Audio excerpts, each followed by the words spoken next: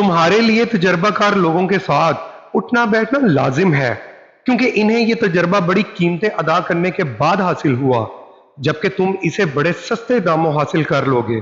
اگر انسان کو تکبر کے بارے میں اللہ کی ناراضگی اور سزا کا علم ہو جائے تو بندہ صرف فقیروں اور غریبوں سے ملے اور مٹی پر بیٹھا کرے۔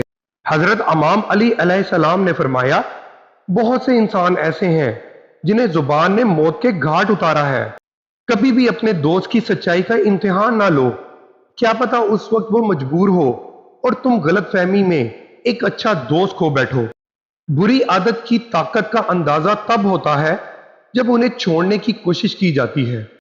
جو شخص برے لوگوں کے ساتھ احسان کرتا ہے وہ خود بھی ان کی شر سے محفوظ نہیں رہتا۔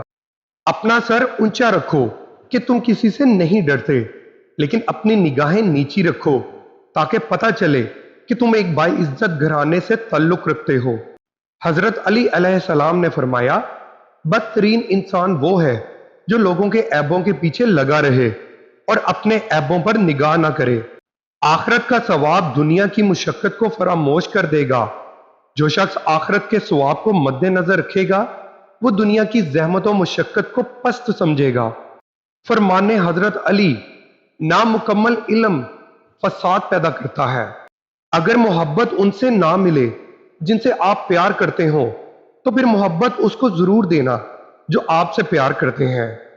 حضرت امام علی علیہ السلام نے فرمایا، مصیبت کے عالم میں بھی مطمئن نظر آؤ اور مشکلات کے باوجود خوش باش رہو۔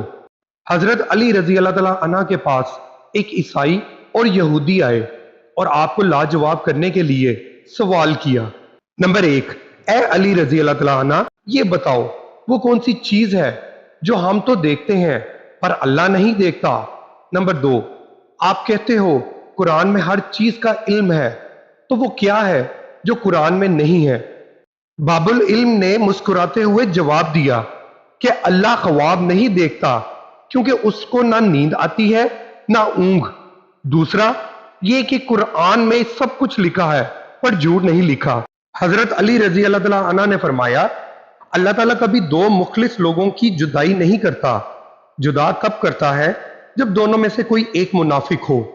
اللہ کبھی مخلص کو منافق سے نہیں جوڑتا۔ 100 دوستوں سے بہتر وہ ایک دشمن ہے جو کھل کر نفرت تو کرتا ہے لیکن منافقت نہیں کرتا۔ حضرت علی علیہ السلام نے فرمایا، اقتدار، طاقت اور دولت ملنے پر لوگ بدلتے نہیں بلکہ بے نقاب ہوتے ہیں۔ ہر انسان کی عزت اور اس سے محبت کرو، کیونکہ ہر انسان میں خدا کی کوئی نہ کوئی صفت موجود ہوتی ہے۔ امیر المومنین امام علی علیہ السلام نے فرمایا، ہر سنی ہوئی بات کو بیان نہ کرو ورنہ تمہاری بے وقوفی کے لیے یہی بات کافی ہوگی۔ حضرت علی رضی اللہ تعالیٰ عنہ نے فرمایا، جب تمہارا دل کسی کے گلے لگ کے رونے کو چاہے تو قرآن پاک کو گلے لگا لینا۔ جو شخص بیٹی کے پیدا ہونے پر خوشی کرے تو وہ خوشی کرنا 70 بار خانہ کعبہ کی زیارت کرنے سے افضل ہے۔ کبھی کسی کے سامنے اپنی صفائی پیش نہ کرو، کیونکہ جسے تم پر یقین ہے اسے ضرورت نہیں، اور جسے تم پر یقین نہیں وہ مانے گا نہیں۔